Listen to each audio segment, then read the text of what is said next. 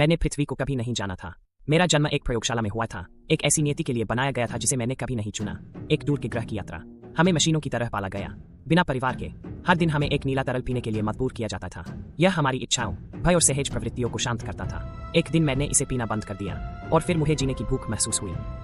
Richard, हमारा एकमात्र वयस्क मार्गदर्शक, अंतरिक्ष के शून्य में मर गया।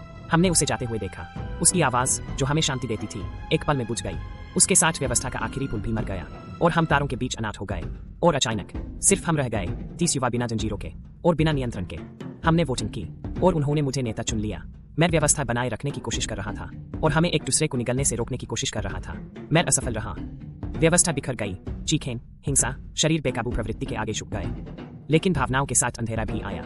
जैक, मेरा मिशनरी भाई, एक राक्षस बन गया। वह झूठ के सहारे हम पर राज करना चाहता था। उसने हमें बताया कि परछाई में एक दुश्मन है, एक एलियन छिपा बैठा है। यह झूठ था। असली दुश्मन हमारे अंदर था, जैक और उसकी सत्ता की चाहत। उसने हमारे केयरटेकर को मार डाला और इस बहाने कि हम में से कोई भी एलियन को बना दे सकता है।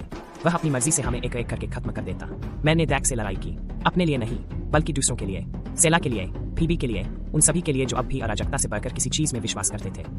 आखिरकार हमने उसे अंतरिक्ष में फेंक दिया। मैंने उसे शून्य में विलीन होते देखा, उस भूत में तब्दील होते जो हम हो सकते थे। उसके गायब होने के साथ ही शांति लौट आई। उस दिन मुझे कुछ समझ आया। हम किसी प्रयोग का हिस्सा बनने के लिए पैदा नहीं हुए थे, हम महसूस करने के लिए पैदा हुए थे।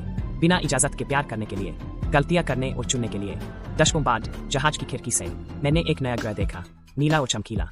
मुझे नहीं पता कि यह उस पृथ्वी से बेहतर है या नहीं जिसे मैं कभी नहीं जानता था, लेकिन मुझे पता है कि हम जिंदा पूरे पहुंचे थे, अपनी सारी सहज प्रवृत्तियों के साथ, हर उस चीज के साथ जो हमें इंसान बनाती है।